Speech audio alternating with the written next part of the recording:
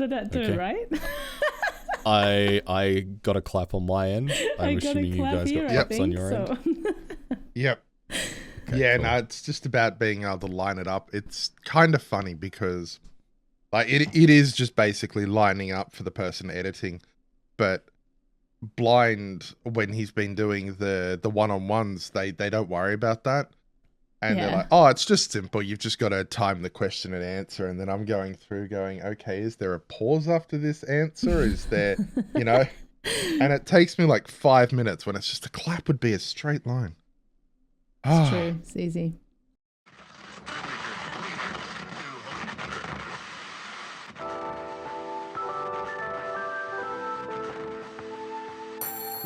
Oh, you're doing that today too, though, aren't you? Like That's correct. And speaking of having no idea, this is episode 64 of the Halcyon Frequency podcast. My name is BloodyDrongo, and I'm hosting for the very first time today. And I'm joined by the very wonderful Marignetic and the equally as wonderful Arch Play stuff. How are you today, Maria? I'm good. I feel a little bit run down. It's been a lot of events and stuff, but I'm good. I'm very good. How are you? I'm doing excellent. Very, very well. Arch, how are you today? I'm well. I'm a little bit offended on Marignetic's behalf, though. Why? Why is that? Saying I'm as equally as wonderful as her. That's just an insult to her. Oh, please. Wow, Please. okay. Absolutely not. So Arch has already declared before this session got underway that he's going to make my life difficult as I'm hosting for the first time today. And true to form, off to a good start. Yeah. Speaking of a good start, though, I've also got some news. Oh, okay, sure. Yeah, let's just go out of format, have the news at the start. Why not? This is just total chaos. Today is International Beaver Day. Beaver Day. As in the animal, right? Yes. April Okay. 7th, International Beaver Day. International. Is it Yes. necessary that be an international day though? Because aren't they like only in Canada? Well, they're in North America, the continent. So yeah, it's All right. How do you celebrate that? International Beaver Day is a fine time to hike to a beaver pond, arrange a display of books in your library, show a beaver video, and or otherwise spread the word about nature's engineer. So we're doing that. We have no beaver dams near us. None of us are currently in a library. And this is an audio podcast, so no beaver videos, but spreading the word of nature's engineer. Sure, why not? That's such a niche. Like, who comes up with this? Who just declares like, "Oh, I'm just going to make it International Day of such and such"? Is there a board adjudicating this stuff like internationally? Do you have to like submit an application to have an internationally approved day? Yeah, it's the Beavers, Wetland and Wildlife that do it. What, for international days of cause, or just specifically International Beaver Day? I think they champion the Beaver Day.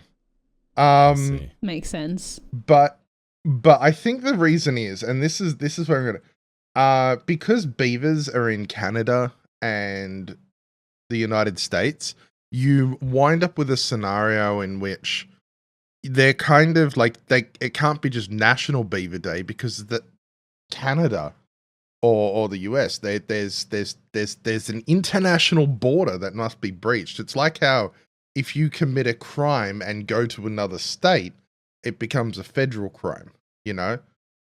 If you have a national day and it goes to another country, it becomes an international day. Fair enough.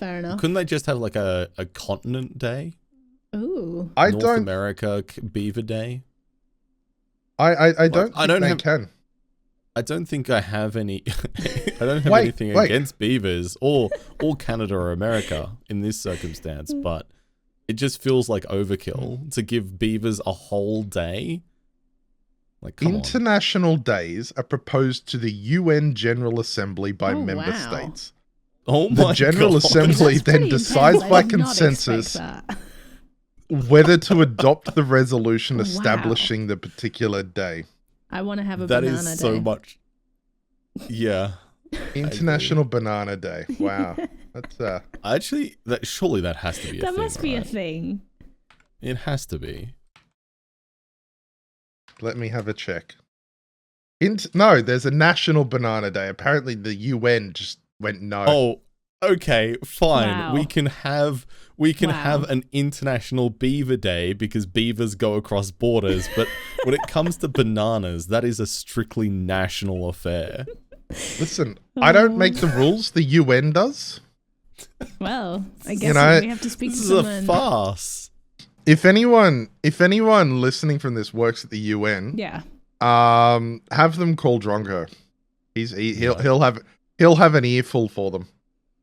I definitely have some thoughts about this now. I didn't realize I was going to wake up today and be angry about the UN and beavers specifically, but here we are. That's Also, just where we are. Wow, the poor I beavers. can't tell if it's April 20th or April 19th because Yeah. it seems to be both. That's what I can see. I had a look as well. They So- get April 2 20th. days? Yeah. Yeah, 420 is Banana Day. Wow. Wow. Okay. It's a great day. Okay. It's a great day for bananas and therefore the nation. Wow. What a wild ride. Thank you for that bit of news there, Arch. I'm so glad that you shared that with us. Oh, look, I am too. I mean, it's feel not like every day that you get to have International Beaver Day. Okay, wait. I need to clarify. Is that the 7th of April then? Yes. Okay.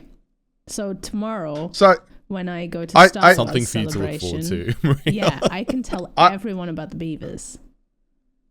I just want to point out, though, for the record, none of this was any information I knew. It was just a link I clicked down the bottom of the time.is. Oh. Wow. Oh. There you go. Yeah, so it's Easter Friday, or Good Friday. Yeah. It is World Health Day and International Beaver Day. Okay. That makes sense. Come to think of it, World Health Day might have been a better thing to talk about.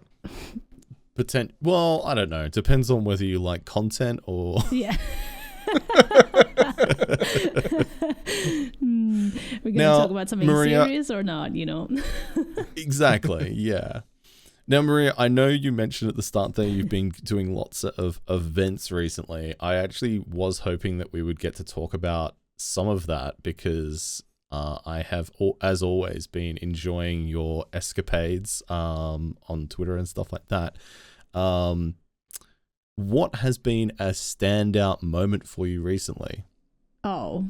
Or a standout event? A standout, I mean, I have to say it was the BAFTA Games Awards. And my standout moment was that I stopped Christopher Judge from going to the bathroom because I really wanted to take a picture. And I was like, I hyped myself up. I'm like, this is the only time he's walking past. I need to stop him. I just have to stop him. Otherwise, I'll never stop him. So I stopped him. And he was on a mission to go somewhere. But I was like, I have to do this. If I don't do this, I will never do this. And I need to speak to him and tell him how much I love Kratos and how much I love God of War. And so we had a really brief conversation about my cosplay. He said my mom's amazing for making it. And then he said, but now I have to go and find the bathroom. And I felt so embarrassed. I felt so bad. I was like, great, I stopped this man on his way to the bathroom. But it was great. I got a picture, so I'm happy.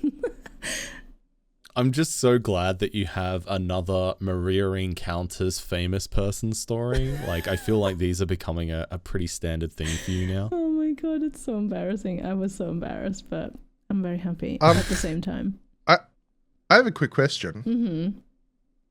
Why didn't you grab him leaving the bathroom if you knew he was going in? I did not know. He was just on the way. Like, he was just walking somewhere. And then he said he was on the way to find the bathroom. So he was nowhere near the bathroom yet. I mean, right, it would have been okay, weirder okay. though. Come on, me waiting for him to come out of the bathroom? Like, how weird is that? Sorry, it was just Well, it's waiting better than here. following him in. Did you wash your hands? Yes, but I feel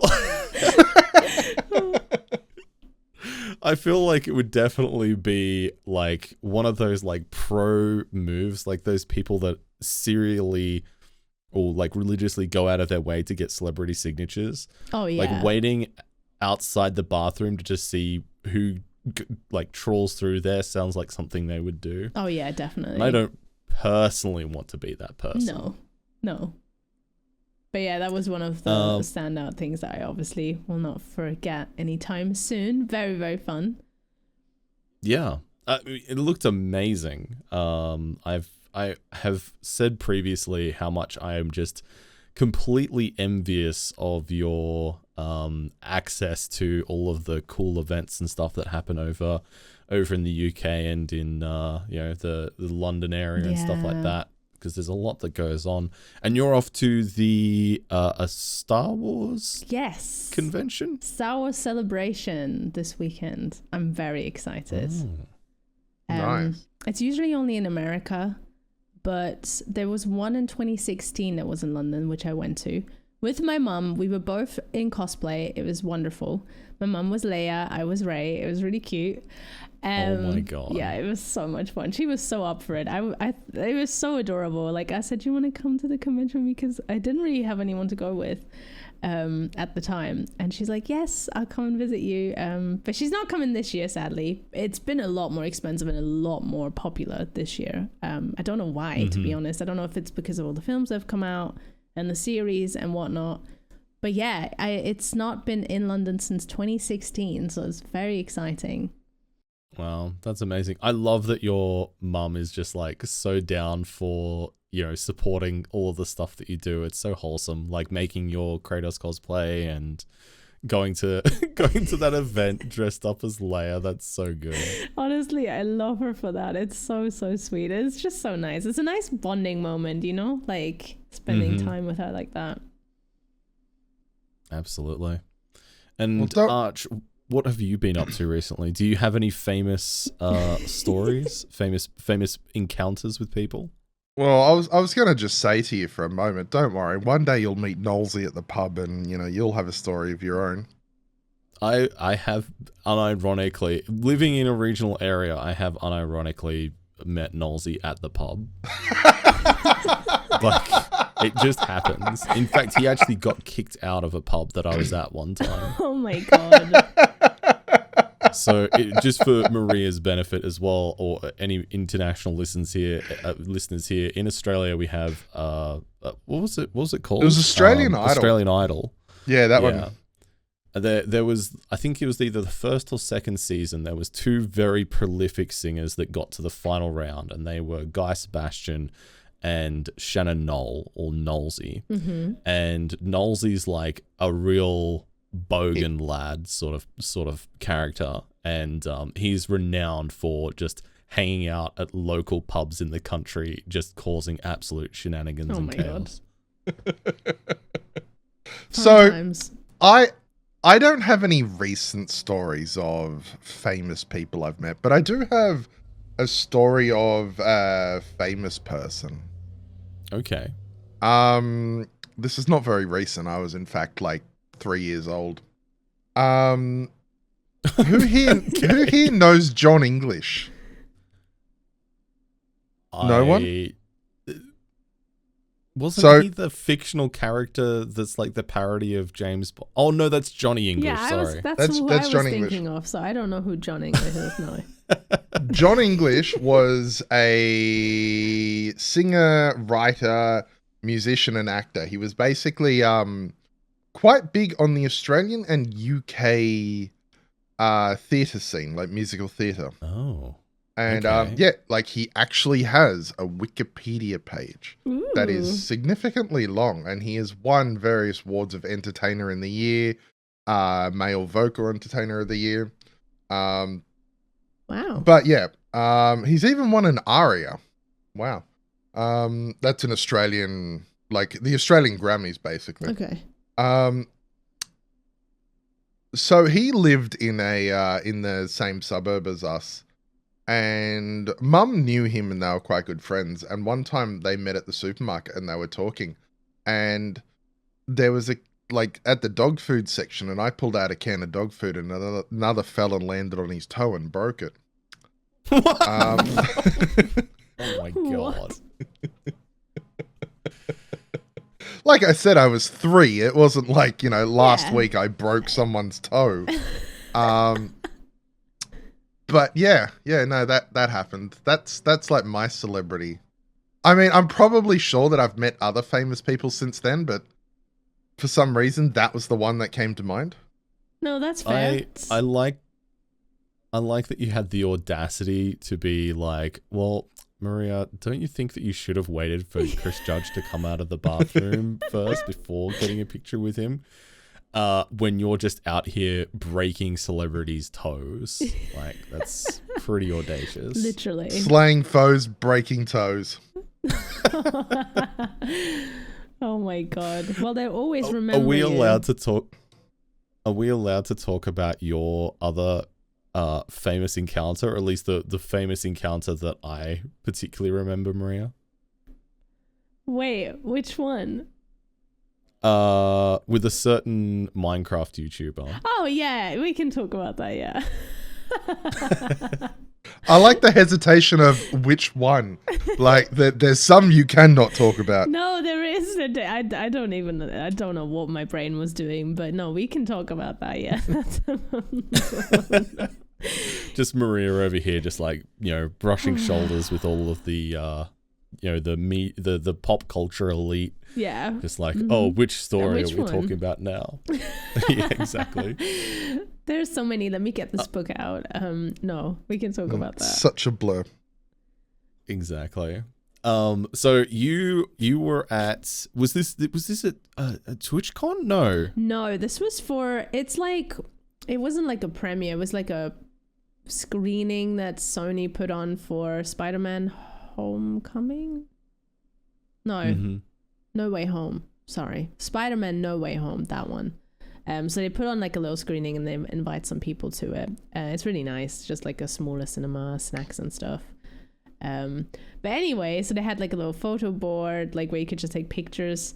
And there was this younger guy and his sister, and they were asking me to take a picture, and I was like, oh yeah, sure, I'll take a picture. And I was thinking, this is probably someone like a YouTuber or something, I was just thinking that, but I didn't know.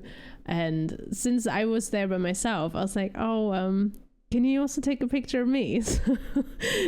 So he took a few pictures for me, which was great. I posted them. And then a few days later, I realized when I saw on my Twitter feed, I don't even know how it came up. You know how just this randomly happens? I saw a picture of him, and it was Tommy in it. And I clicked on his profile and I was like, oh my God, this guy has like 11 million subscribers or something. And here I was just be like, hey, can you just take my photo? So yeah, it's not like, can I get a picture with you? Just like, can you take a picture of me, please, and make sure it's a good one. Oh, so your thumb's on the lens. Can you get it from a lower angle? Can you just stand out from the picture? Sorry, Oh, it's just so funny in hindsight. It was really funny because I had no idea. Like, no, I mean, I could have guessed. It seemed like someone who does content creation, but I'm not in the Minecraft scene, so I had no idea. And it was just so funny when I realized like what a big creator he was. You want to know another funny thing? Mm-hmm. Sure. He turns 19 on the day this podcast will be aired. Stop Does it. he? Stop it. 9th of April. 9th Stop of April. it. So we release this on the 9th, and it will be his birthday when he hears this. So happy birthday, Tommy. Tommy's made it so Happy far. birthday, Tommy. Look at it. From a well-known photographer listener me to now one of the biggest Minecraft streamers. Sought after photographer. Everyone wants him to look. I'm sorry. Look, that's all you got to say. Between the two of us, we have a combined 11 million YouTube subscribers. Like, I still remember between, I think, last Hot Potato, Etal raised like 35,000, and before him, Ambiguous Amphibian raised 8,000. So when they raided me and they came into me, I'm like, I can't believe the three of us combined have raised over $40,000. It's absolutely amazing. You just gotta limp. You just gotta link yourself in, and it all works itself out. Definitely. You're part of this now. I'm responsible for his career, really. Let's be honest. Yeah, I think it's great that you gave like a young upcomer a start in photography. I think that's a really nice thing. I know, it's wonderful. He'll forever be grateful. Okay, well, anyway. Speaking of wonderful things that we've all done, I think we'll take a quick break, and then when we come back, we'll be talking about the games that we've been playing recently.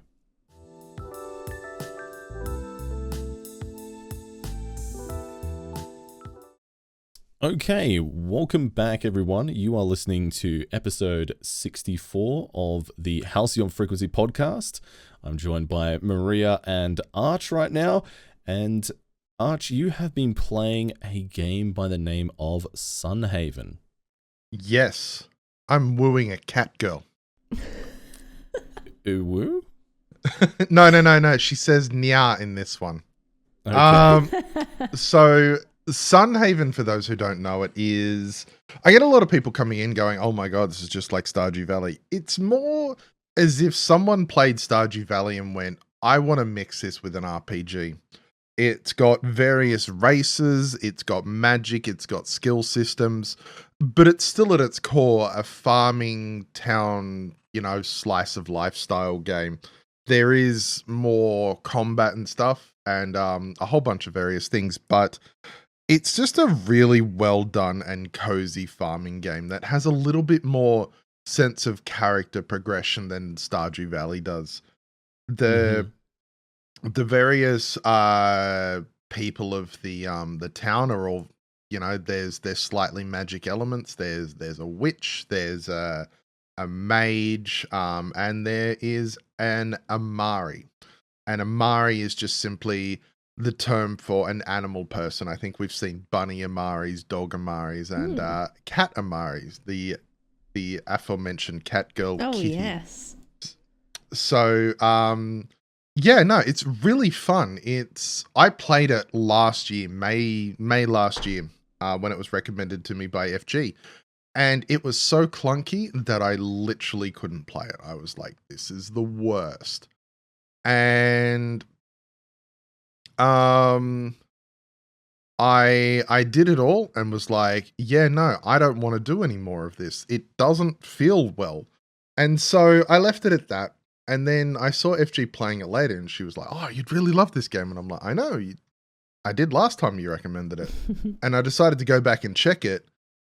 It was changed so much. It's now so much more fluid and it feels better. And it's just, I was 100% back in like, oh my God, I'm really loving this game now. And so I've been really enjoying that. I am in my farming sim era. And it's just been great. It's been a great little cozy game to kind of lurk along and have you on in the background for. Is it in early access still, or is it actually released now? That's actually the reason why it's being played again. It has released now.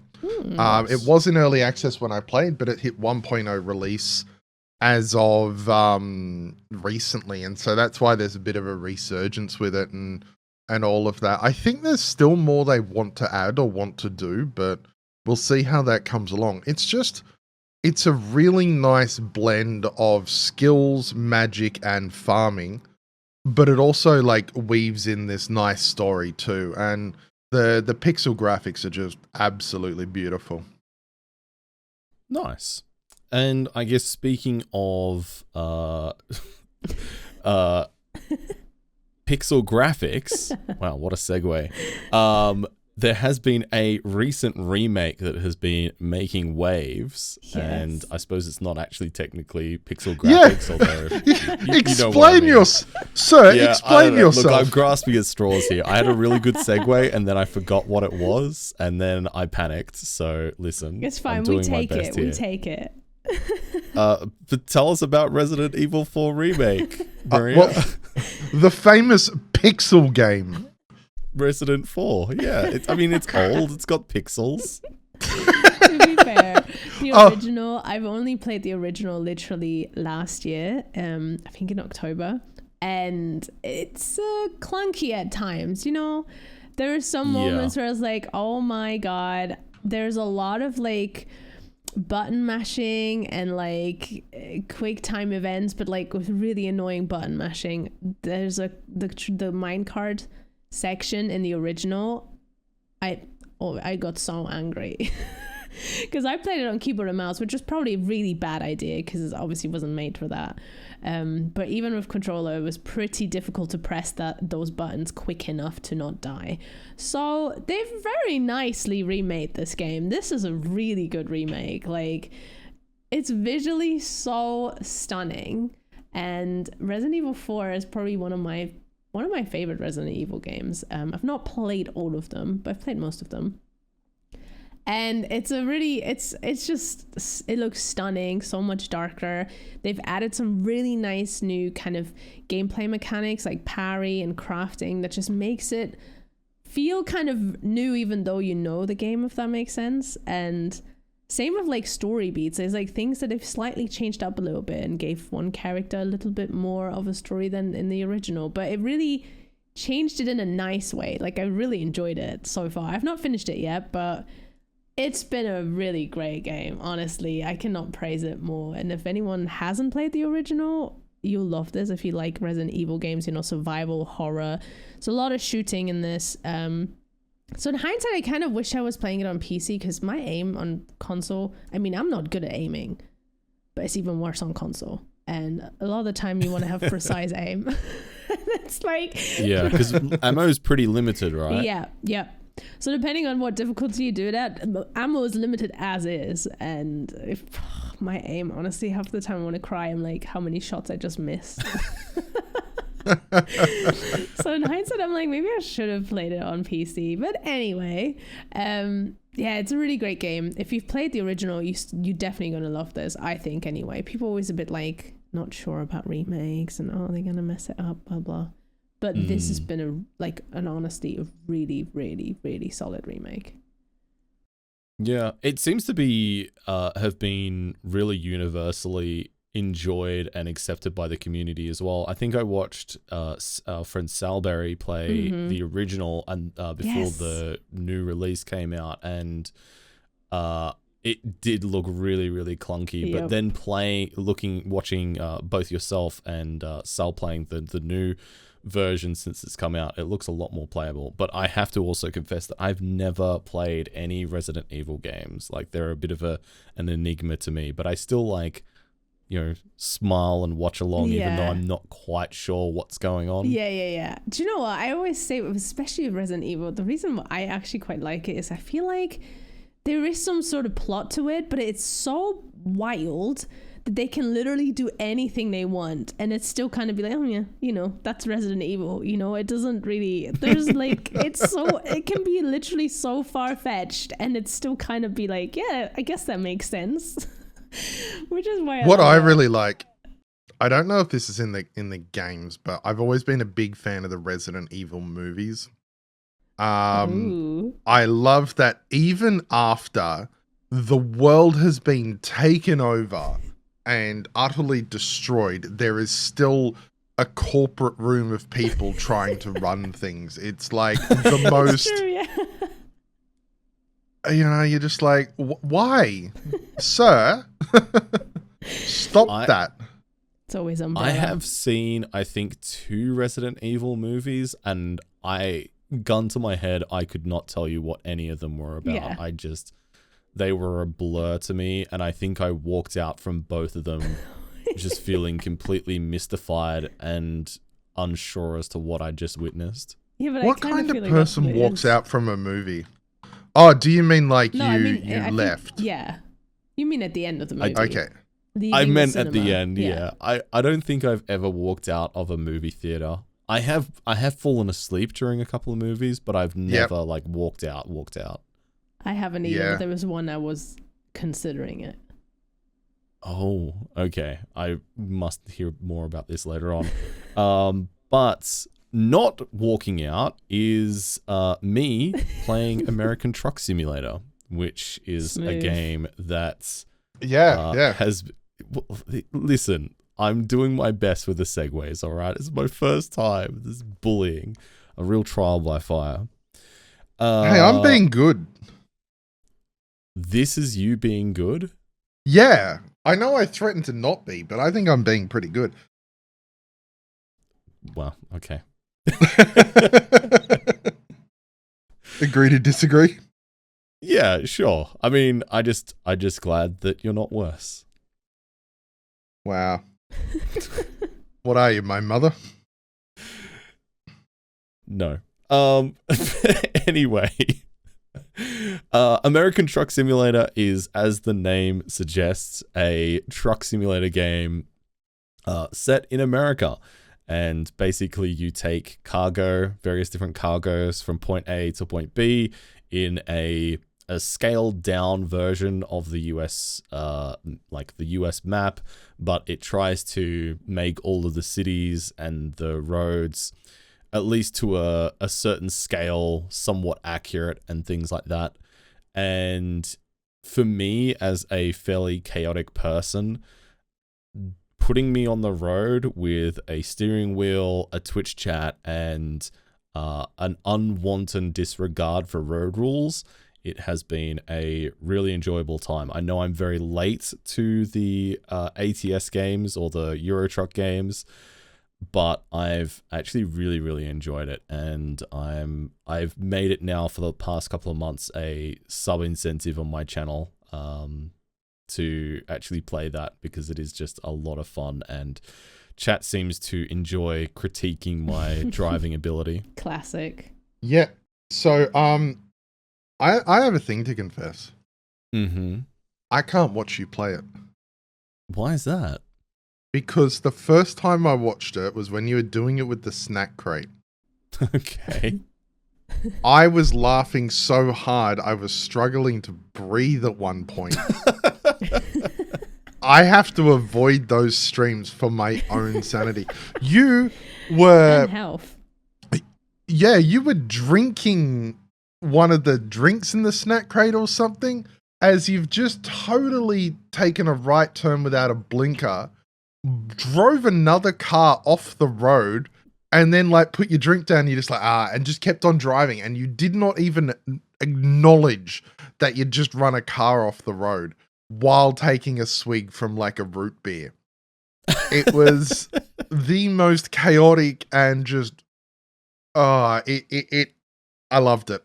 I loved it so much, but I seriously could not stop laughing, and I needed a break. I love that. Oh dear. Have you ever done any driving games, Maria? I have. I once did American Truck Simulator with a Mario Kart steering wheel, which was the one for kids. Oh my god. Because the bigger one was a little bit too expensive, and I was like, I'm small, it'll be fine, but it has a lot less buttons. So it was very chaotic, but I can actually see the appeal a lot. It seems quite like, I can see this be quite, a lot of people I know who play it find it quite therapeutic in a way, just like, I guess, traveling through the world. It wasn't actually American Truck Simulator, it might have just been Euro Truck Simulator, but it was fun. I think there's also a Euro Truck Simulator. Yeah, there is a Euro one.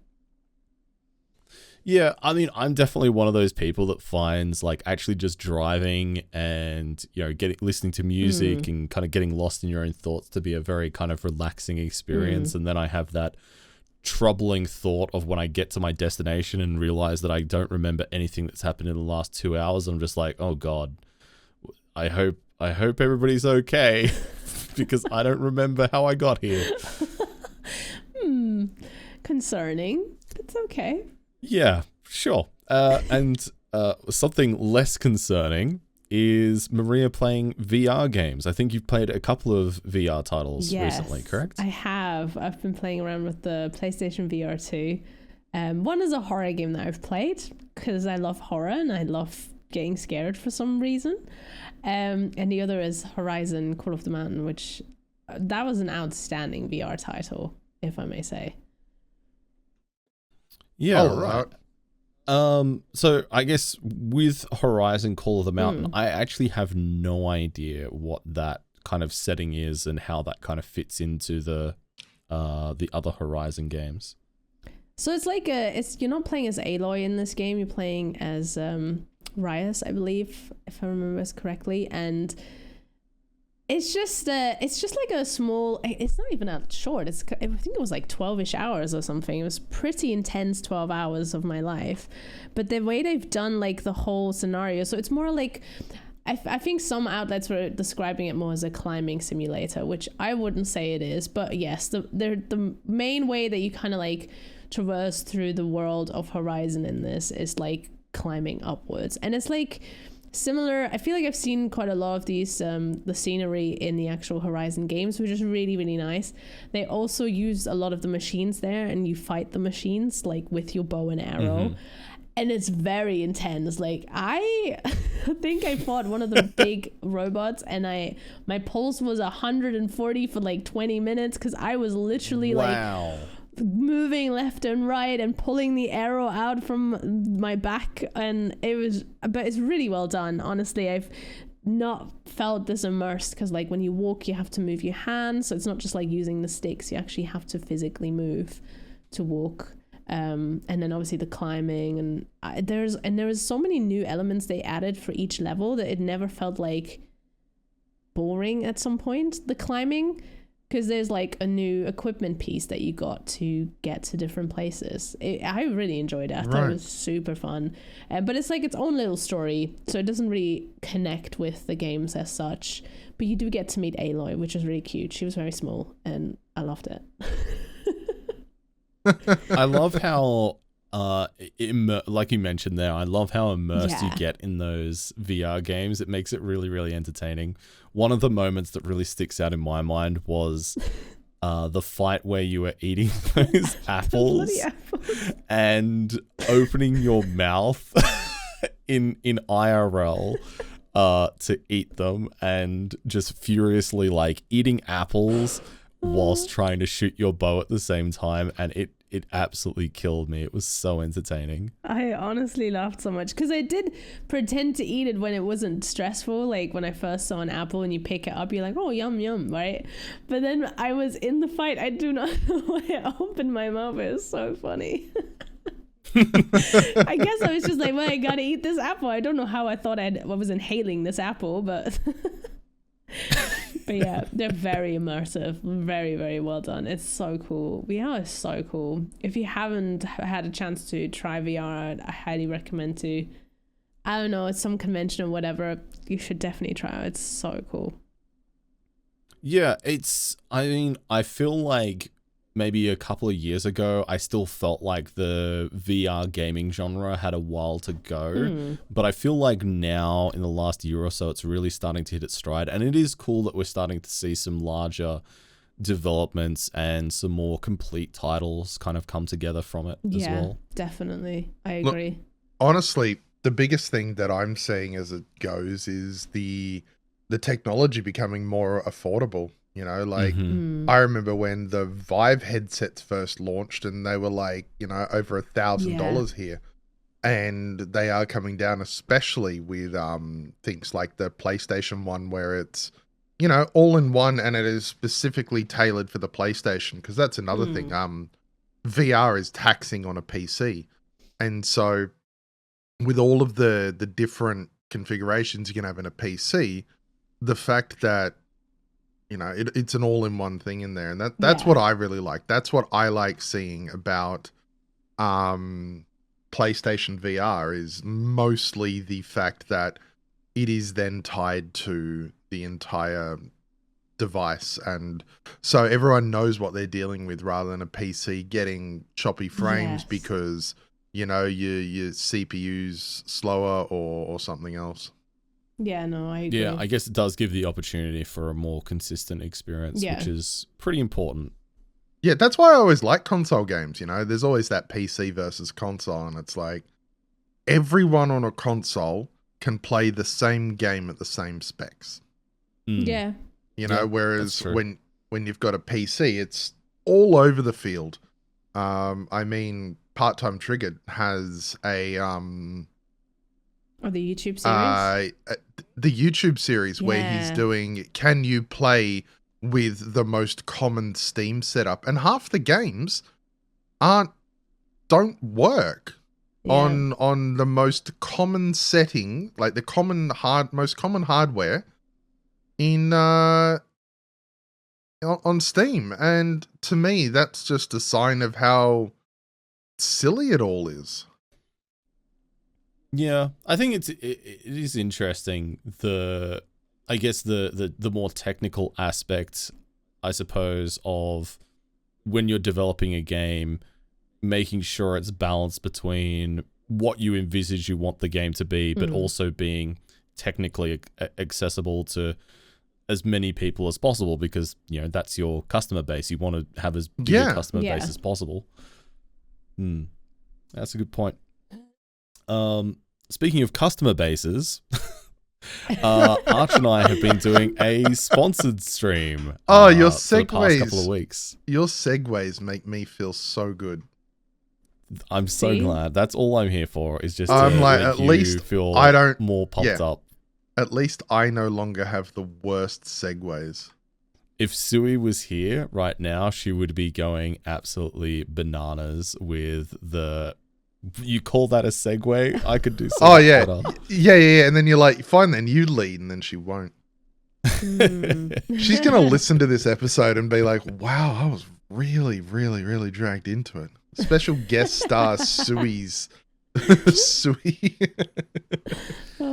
Oh dear. But we've both been playing Albion Online as part of a sponsored campaign that they've been doing for the release of their East servers based out of Singapore. How have you found Albion? I am loving it. Honestly, I actually played it a while ago, in 2019. So I think that was before it went free to play. So I actually bought it, and I loved it. I loved the resource collection, because at its core, it's a resource collection game with PvP as the end game. And so I always loved the resource collection stuff, and I found that really enjoyable. It was then, I started hitting the ping issues where, because originally it was on the west coast of the US, and it just wasn't good for PvP. It wasn't good for anything. Even if you were trying to escape someone, you would just be absolutely run over. So I ended up giving it a miss. And so seeing it there was, one, a really cool sponsorship, two, a game I love, and three, they were launching a more local server. I think I've got about 156 ping to this one. So that's like half the ping I had before. Yeah, it's a big improvement. I have honestly really loved it. My community is enjoying it. It's a lot of fun working together on those group dungeons, because you can form quite large groups. And so I've been playing off stream, just running around, harvesting resources, being chill, fishing, really enjoying fishing for some reason. And on stream, we just jump on and we do some dungeons and go through those. Yeah. I mean, so we've been doing a pretty similar thing.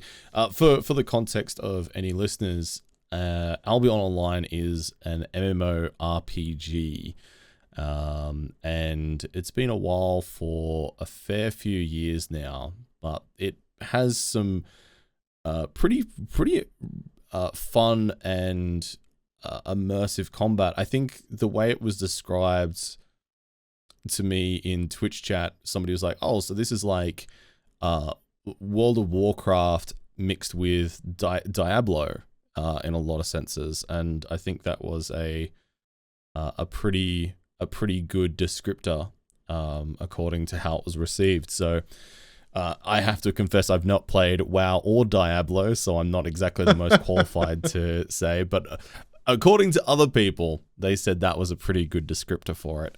According to sources. Sorry? According to sources. According to sources. Citation needed. And I've not played it prior to this campaign, but as somebody who does enjoy MMORPGs, I was definitely willing to give it a chance, and I've really enjoyed it as well.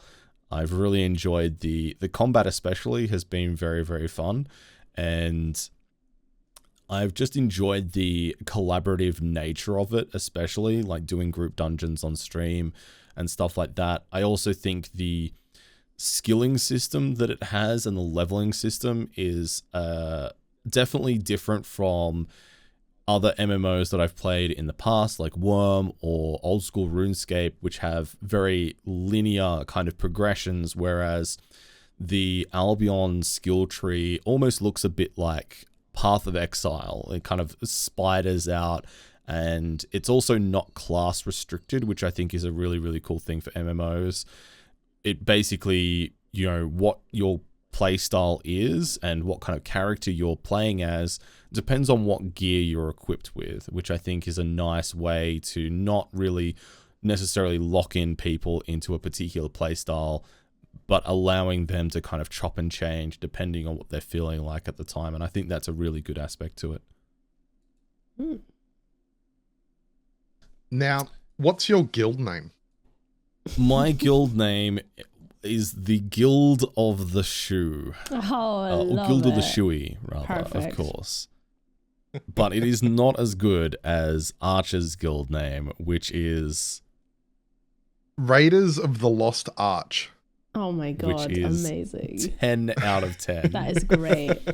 That's really We were going to name it that or Pyramid Scheme.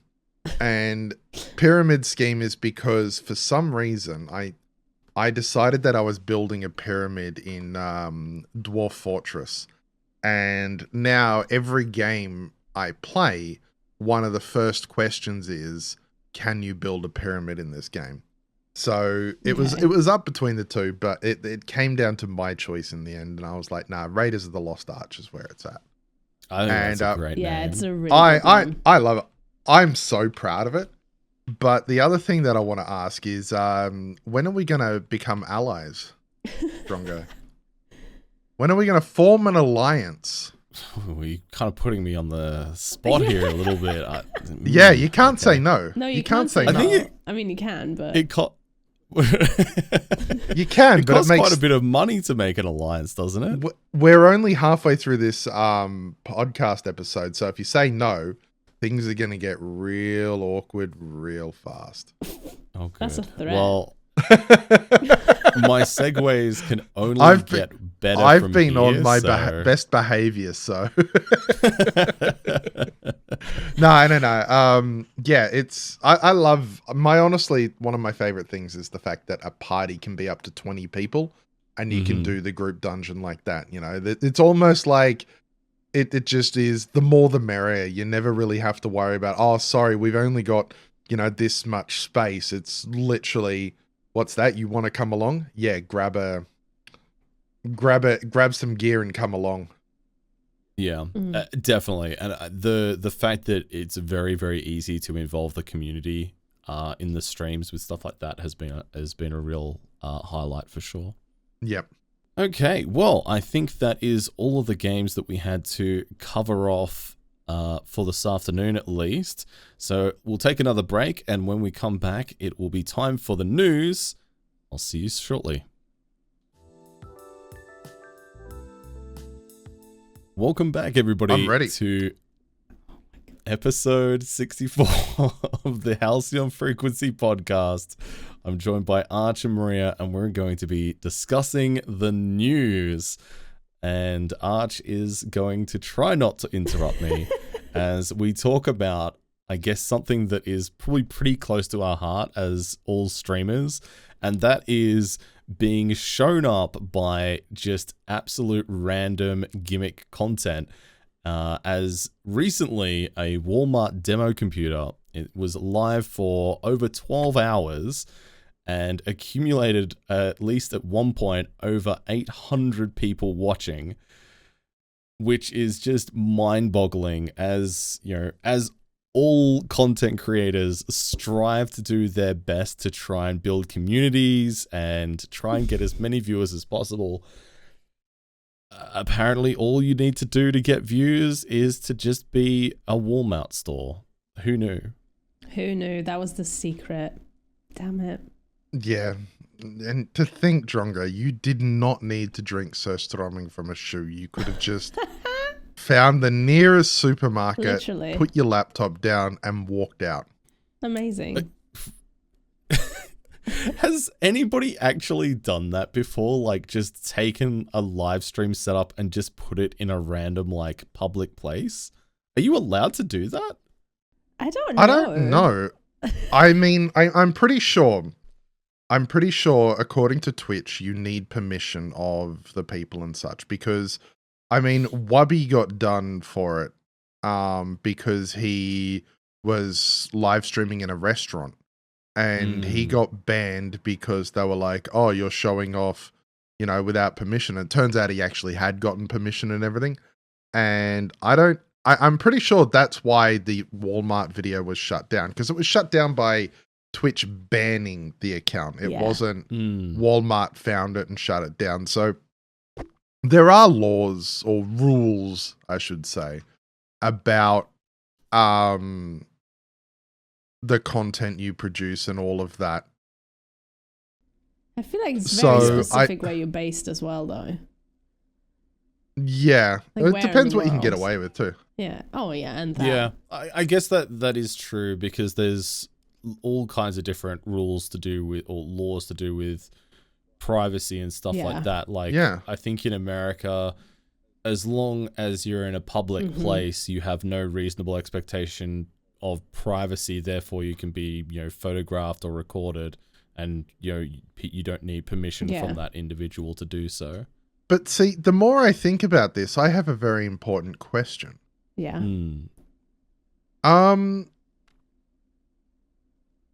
There's a YouTube channel that's on ducks. Not a YouTube. There's a Twitch stream on ducks, and it just shows ducks. Okay. Do the ducks give consent?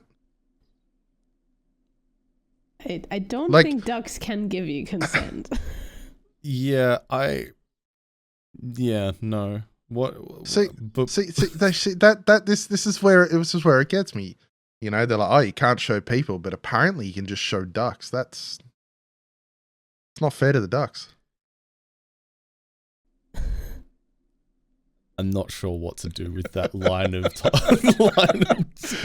conversation. I think what I mean, it's not what I mean, but moving along from that, regrouping. I think there's always been a history of novelty accounts on Twitch. Various things, like, do you remember the fish controlling, like Twitch plays Pokemon. Even when I go even further back, there's always been a gimmick of Twitch, and they spike up in popularity, but then they die down. Some of the more recent ones, the recent gimmick things, is the Chat GPT AI ones. They had Nothing Forever, which was a Seinfeld themed basically AI animated and voiced and scripted show that ended up getting banned when the Chat GPT decided to make a transphobic joke, which is it's a mess in and of itself. But you know, now they've got season 2 of that there. They've got Unlimited Steam, which I was talking about earlier, which is basically the steamed hams segment of Simpsons constantly on repeat with, you know, regenerated with different ingredients and such each time. These things started off in the thousands of viewers, and now they're sitting at like 200. And I think that's kind of it. These gimmicks blow up because they are gimmicks. But people aren't actually going to go and watch a Walmart. They're there because it's a novelty. It's a fun thing. And so it is funny to see. Like, I love seeing those weird things, and you know, you start seeing some of the in-jokes, like the Walmart one. I'm not sure if either of you saw it, but basically whenever a shopping cart came across, the whole chat would start chanting cart. Like, oh my God, there's a cart, Yeah. there's a cart, there's a cart. And that was just hilarious. I feel like it would be really easy to run various social experiments on Twitch with kind of like gimmick content like this. Definitely. I think back to Twitch Plays Pokemon, because that was actually my first like foray into Twitch as a platform, and the whole kind of mythos and lore and everything that kind of developed out of that from the original core idea of just letting Twitch play, and then having like people that were for good and for the people that were for chaos, and then, you know, the various little factions that evolved in there, Praise Helix and all of that. It really became like its own thing, and I think it's a really interesting, I guess, examination of how Twitch actually makes communities in a way as well. Yeah. Do you know one that I thought was very interesting recently is that PewDiePie started to just stream his videos from YouTube. Just nothing else. No actual interaction or anything. It's literally just replaying videos that are his. And they were like 4,000 viewers or more. Who and else? I just thought that was absolutely wild to me, because it's like you could just go and watch them on YouTube if you really want to watch them. But it's so interesting that I assume maybe some people thought he's actually there. And it's just continuously going. I guess he'll have someone to keep it running and keep going live with it. But it's just so fascinating to me that there's so many people watching this when it's nothing like new, or it's literally just his content that you could consume somewhere else otherwise. It's just fascinating. What I love about that. What the heck? This genius. What I love about that is YouTube added premieres with a live chat option. Yeah. Twitch has just gone and done that. Like PewDiePie's just gone and done that better on Twitch. You know, just constant premieres. You can't skip ahead, and you've always got chat there to discuss when these things happen and what's going on in them. It's genius and hilarious at the same time. And you know, the word hilarious comes to mind. No, wait, that doesn't work. But yeah, again, it is just something that is a little bit of a meme, a little bit of fun. And I think it works for his audience as well. Yeah. You know, and it certainly gets people used to it. I'm trying to think of, was it Carnage or someone else that had a second channel that just reran stuff? I don't know. The only other channel that I know that reruns are very popular in the ASMR community. I can see that. The only other like gaming channel that I know that does reruns specifically of YouTube content but live streams it is the Yogscast main channel. When they don't have streamers actually on there, they have the main channel live with just random YouTube videos from their backlog. Yeah. And that usually sits at, you know, a good few hundred viewers most of the time. Like it's it's live right now with 200 odd viewers. Wow. So it's definitely not an insignificant amount in the grand scheme of things by any stretch of the imagination. No, I just think it's a great idea. I just think it's really well done. I'm a big fan of it. You know, that's like my honest opinion. I am a big fan of how they do it, how it all runs, and yeah. Well, I guess as a segue for loving how things are run to not loving how things are run, how about we talk about Twitter? Twitter. How was that segue? Was that a little bit better? I feel like that was one of my stronger ones. Yeah, that was a good one. I like that one. Yeah. I'll rate that a 5. Oh, okay. 5 out of A what? lot of room for improvement. 10. 5 out of 10. 5 out of 7. Perfect. Well, it's better. Yeah, it's not terrible. But Twitter has recently had its algorithm leaked, I suppose, assuming that this is all truthful and accurate and also current. Yeah. Which potentially maybe it's not. But basically giving, there's been a lot of information that has given insight in terms of how the Twitter algorithm works and what sort of engagement weights a particular post to be more likely to appear on somebody's feed and things like that. And as of the time of recording as well, it has just been recently changed that the requirements to appear on somebody's For You page have been tweaked. And so maybe this isn't current, but I think it's still an interesting deep dive into how algorithms work. Yeah. I thought it was interesting that replies were not that highly ranked. I thought it was very interesting. Each like gets a 30 times boost, each retweet is a 20 times boost, and each reply is only a 1 times boost. And certainly from my side, that is something I think I have personally witnessed quite a bit. I often have tweets that will get quite a few replies, but only a few likes and just not much exposure. So that doesn't completely surprise me, but I guess... But I find that interesting because I feel like if people reply, they're more engaged with what you've tweeted. Yeah. Do you know what I mean? That's what I'm thinking, right? You're taking your time out of your day to write a reply to the person, which takes a lot longer than clicking that like. I feel that you can click the heart button without having even read the tweet if you wanted to, you know? Yeah. So I feel like it's interesting to me because personally, I feel like there's so much more behind writing a reply that I feel like it should have a higher boost, but...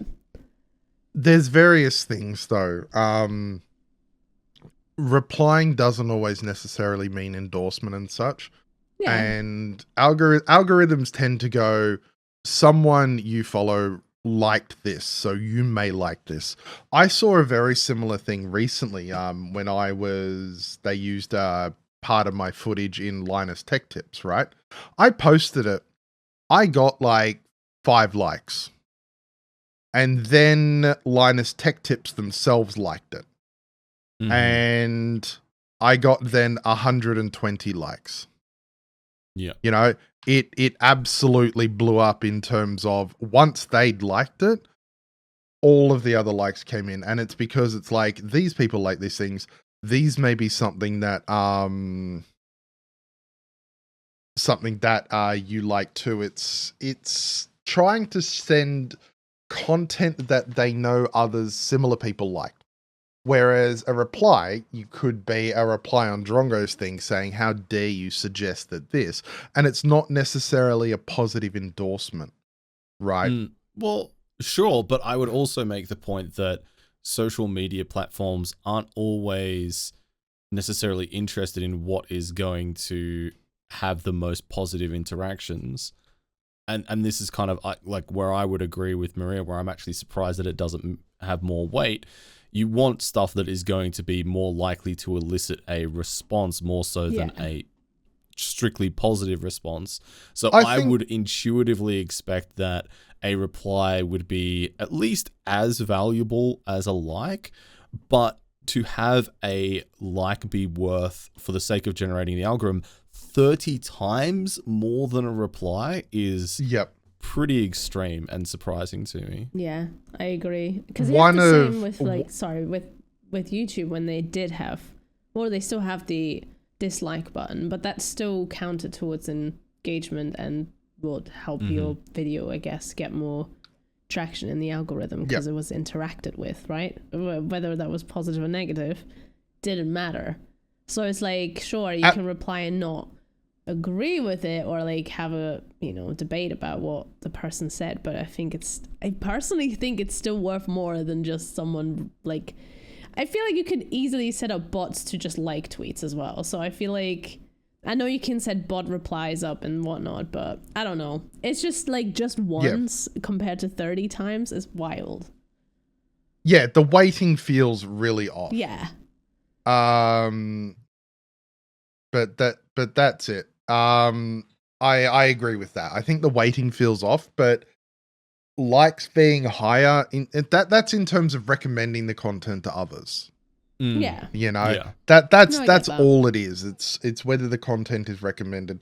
It doesn't also mention poll engagements. We found poll engagements to be quite good in terms of all of that, but it doesn't mention that, so I'm not entirely sure. Yeah, I think there's more to it than what it looks like. That's just on the very, very top of things, but I guess we'll see as we go.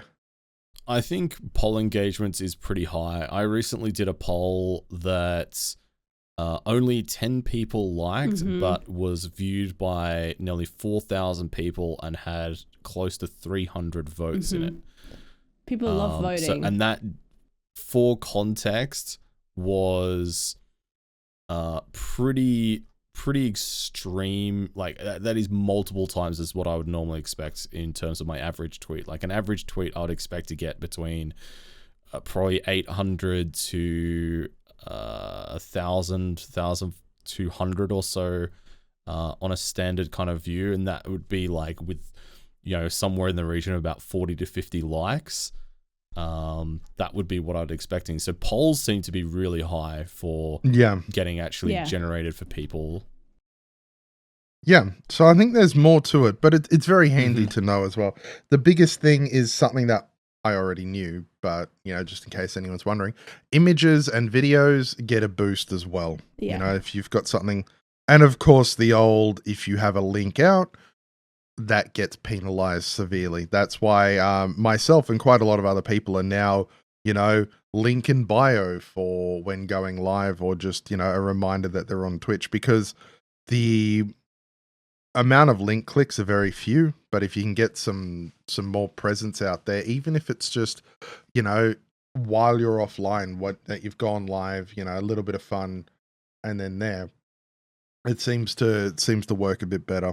So yeah, there's lots of things to learn. It's definitely worth reading through, just for best practices as well. You know, you're not always looking to game it to get the absolute best you can, but there's a few things of, like, you know, if you want something going out, make sure it has an image. Even, you know, just using the GIFs from Twitter itself can be helpful, you know? Well, I think that's a good point as well in terms of talking about links, because there's definitely a lot of times, like, I don't really post going live tweets that often. No. If I do, it's almost always to do with a sponsored segment, which requires me to have the link in the tweet. And I think that kind of speaks to the importance of, as content creators, at least for something that I've started doing, is whenever I have a tweet that has gone live in reference to a sponsored segment or something like that, at the start of that sponsored segment, having that scheduled to be posted then, and then trying to actively get people to engage with that tweet when it happens with likes or retweets or something like that, to try and overcome that little bit of offset with having the link in there, because that can be overcome by being boosted with likes to be promoted to people. True. I mean, the other thing that I always do is when I'm going live, I create my little art pieces, because they're interesting. It's not just, hey, I'm live, come look. It's a different image, and, you know, I put a good few minutes into those pieces. Mm-hmm. So like my post when I go live, everyone. We shall. Well, looking at increased engagement, there is a very interesting news article here that Maria has shared with us, to do with PlayStation filing a patent for a controller that turns hot and cold, which is a really interesting development in, I guess, haptic experiences. And I'm keen to hear what you guys think about this one, because I feel like this could be really polarizing in terms of whether people actually want this, but maybe it's the way of the future. Who knows? I am just really intrigued by this, because, like, I was thinking, what would you use this for? Because I know that, like, you can almost, I guess when you have a lower temperature, you can almost mimic, like, the feeling of, like, water, maybe, because water can feel quite cool and stuff. So I don't know, I'm just really intrigued how they would be using this. But if it's meant to be something like if you walk through water, it might get cooler, which I think combined with their haptic feedback anyway might even give you an even more immersive feeling, because you feel like, oh shit, I'm actually in the water. Sorry, I just didn't mean to swear. Let me just go plug my my controller into the air conditioner now. Generating heat and cooling down in a like this strikes me as one of those pie in the sky ideas. Like, it sounds really cool, but realistically looking at it is like, how would you overcome the heat of your body the body heat of your hands? How would you overcome being in such a small system? It is possible to cool things down pretty well, but how would it? So the document, this is just it. The document uses magnetic fluid and magnetic fields to change the shape and hardness of the soft part of the controller. Like, there's, it's so weird. It's, the idea is this more immersive experience, but in a controller. Like, I don't know about you, but I've never felt too immersed when holding a controller. So I look at this and then I think about where this could be applied in other ways, in like, VR chat, haptic suits and such. Yeah. That could be better. It sounds like, isn't this a cool idea? Let's write it down and patent it. But I don't know if it'd ever come about. I mean, there's patents for smell-o-vision. Yeah, for sure. That's something to make sure of as well. I think I think one of the things to kind of think about is that when you think about what theme parks and things like that are doing these days, it's very much trying to create a totally encompassing experience that's as immersive as possible. It's no longer about just like getting on a roller coaster that's branded to be like Batman or something like that. It's like they put you in a kind of a moving, do they call it ghost ride? I think they call it ghost rides, but they put you along in kind of a very scheduled linear experience, but it is all encompassing in terms of temperature and smell and feel and everything like that. And I think in a lot of respects that is kind of the natural progression for where I think we could expect gaming to end up in the next decade, 2 decades, who knows. I can see that as well. So it wouldn't surprise me if this ends up being a thing. It's probably nowhere near being realized. No. I mean, especially just being patented now, but it's probably at least a decade away.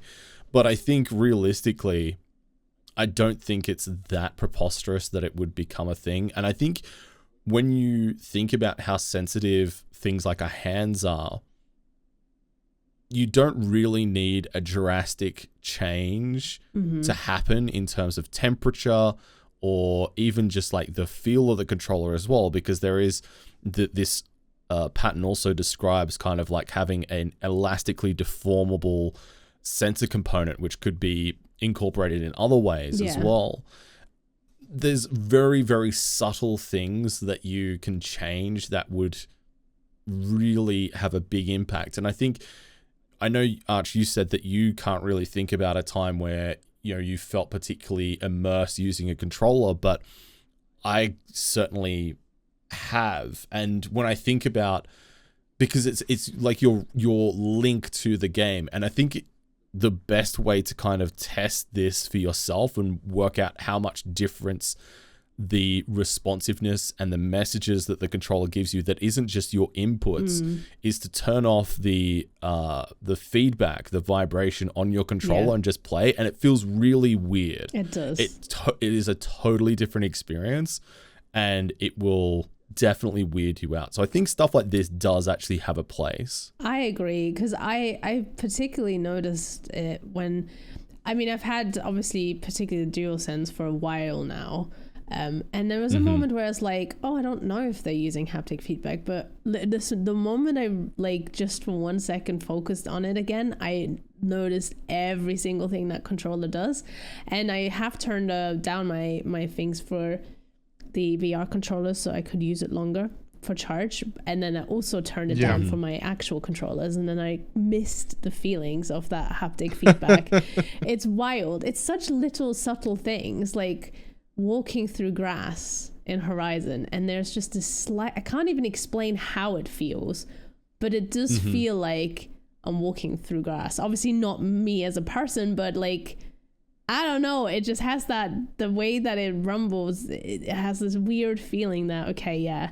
And there was one bit, particularly in The Last of Us, where there's a generator, and the closer you get to it, the stronger you can feel the slight vibration that a generator might give off. And it's like just the little things of I could tell how far away I was just from holding the controller. I do agree. I do get immersed with the controller, and I can see this definitely going other places as well. Looking into the future. Well, I must admit I've not used, a PS5 controller, so I could be behind in the times. I'm talking about something I don't understand.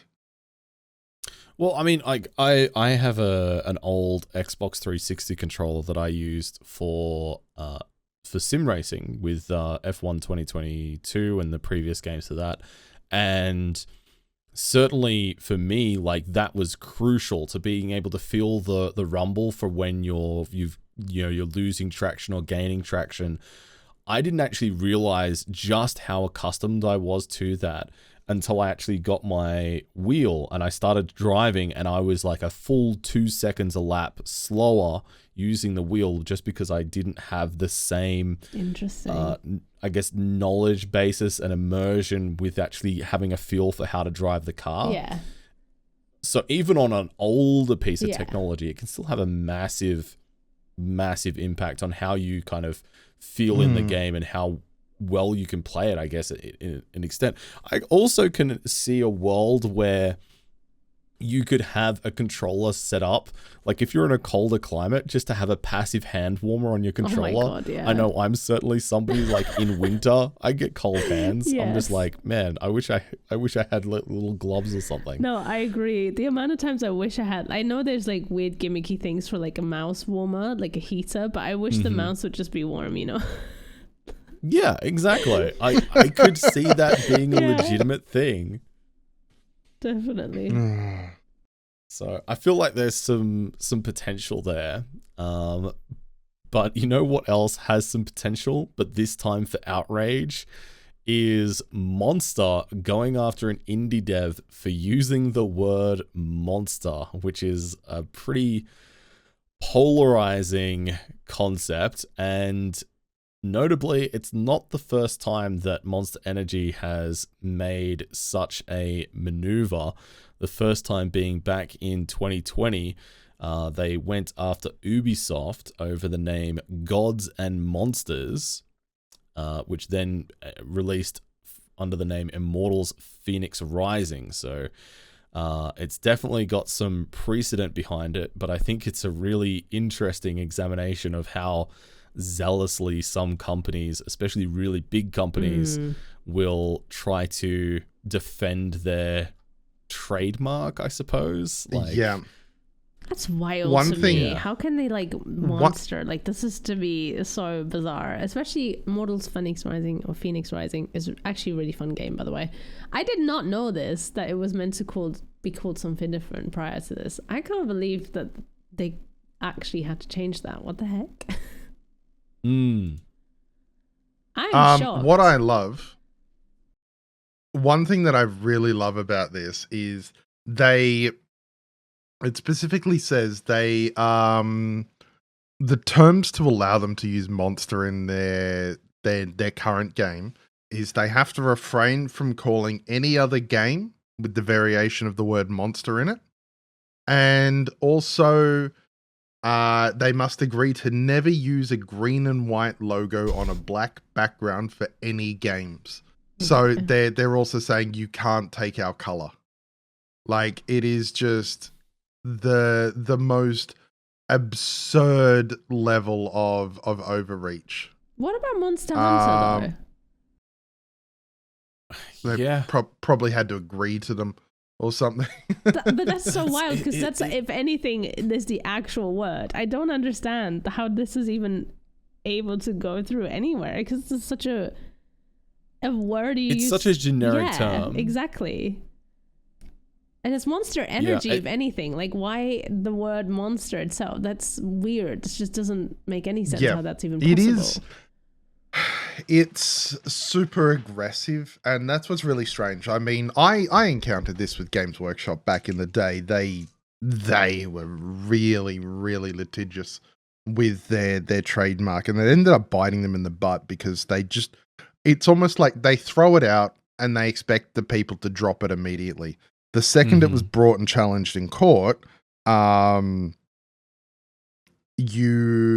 whole argument fell apart, and that led to some major changes and everything. So, yeah, it is incredibly strange, and I think it needs to be brought to light that Monster is doing this. You know, just as bad PR for Monster, just as trying to point out that this company is being absolutely ridiculous and people need to be more aware of it and sort of call them out, because as soon as it's bad PR, they'll drop it. It really is. From a common sense standpoint, for any layman's, I think this just reeks of just being absolutely ridiculous, which is definitely going to just be bad PR for them, and it's just not a good look.